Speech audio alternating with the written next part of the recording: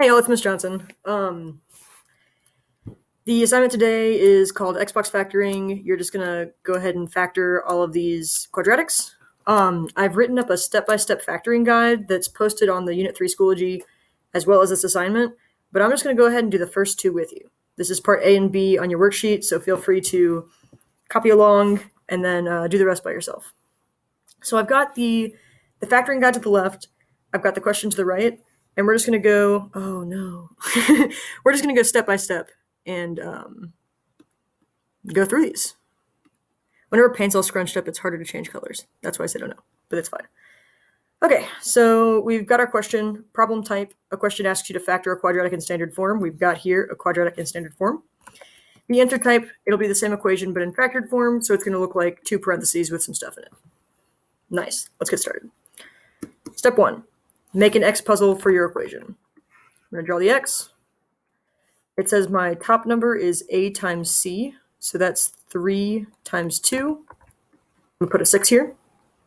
We'll write 3 times 2 off here to the side.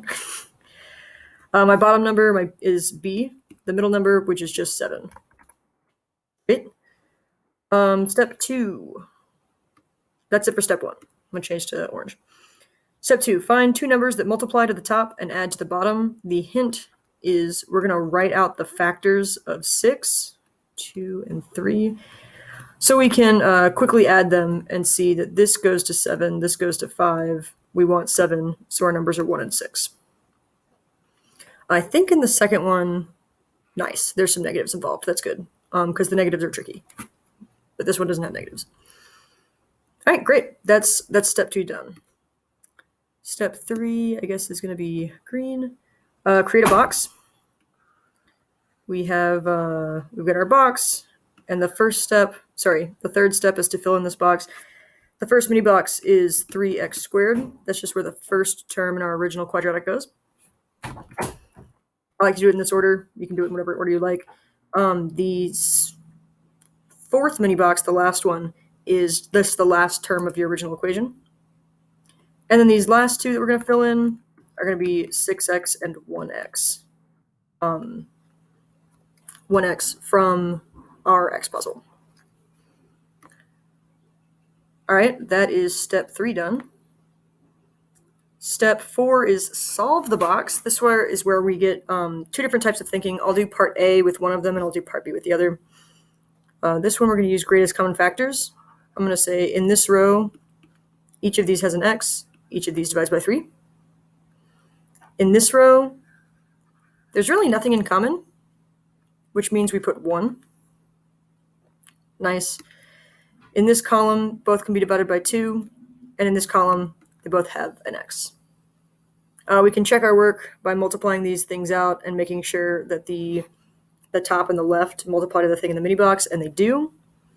And then step 5, our purple step, is we just write our answer. We say x and 2, 3x and 1, and then if it's a positive 2, we'll write plus, and if it's a positive 1, we'll write plus. That's where we get these pluses. Part A done. I'm going to go through this one more time with part B, just so you have another example of using this guide and doing the workout. And then this one I won't make colorful, so this is going to look more like what you're going to have on your paper, because probably you don't have a bunch of pencil colors. But if you do, worth. Okay, makes an X puzzle. Step 1. My A and my C term are 3 and negative 2, which means my top number is negative 6. My B term is a negative, and when there's no number, it's always going to be 1. So this is going to be negative 1. That's the first step done. The second step is solve the X puzzle. I'm going to go off to the side here and write the factors of 6. That's a 3. I know they're negative, so I'm going to make one side of them negative. And I picked the bigger side because I know when they add up, it's going to be smaller than 0. So that means the bigger number was negative. When we add these two together, we get negative 5 and negative 1. Here are our winners. And just to check, 2 times negative 3 equals negative 6. Nice. 2 times negative 2 plus negative 3 is 2 minus 3, and that becomes negative 1. Nice. Now I get to move on to making my box in step 3 of my guide over here. I'm actually going to move this down a little bit. Great. I put my first term from my original equation in the first box. I put my last term from the original equation in my last box.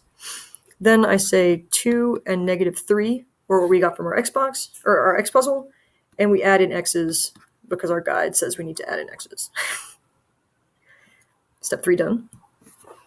Step 4. This is where I'm going to say, I'm going to do the other style of thinking, where we're going to read this like a book, and we're just going to go, left to right, top to bottom. 3x squared is going to be 3x times x. And I put the 3x on top instead of on the left because I see that there's a 3 down here. That's going to be useful. The next is 2x. I've already got the x, so I just need the 2. The next is negative 3x. I've already got the 3x, so I just need a negative. When I just need a negative, or whenever you don't have a number associated, we always put 1. And then we check, is 2 times negative 1 negative 2? Sure is. We've got the negative, so when we write the answer, this is x minus 1. Here 2 is positive, we can draw in a plus, and we get 3x plus 2. And that is part B of your assignment. This is the breakdown on how to use, some people call it box and diamond, some people call it Xbox method, but this is just a general method for factoring quadratics, going from standard form to factored form. All right, y'all, come to office hours if you need help. Email me if you have trouble. Good luck.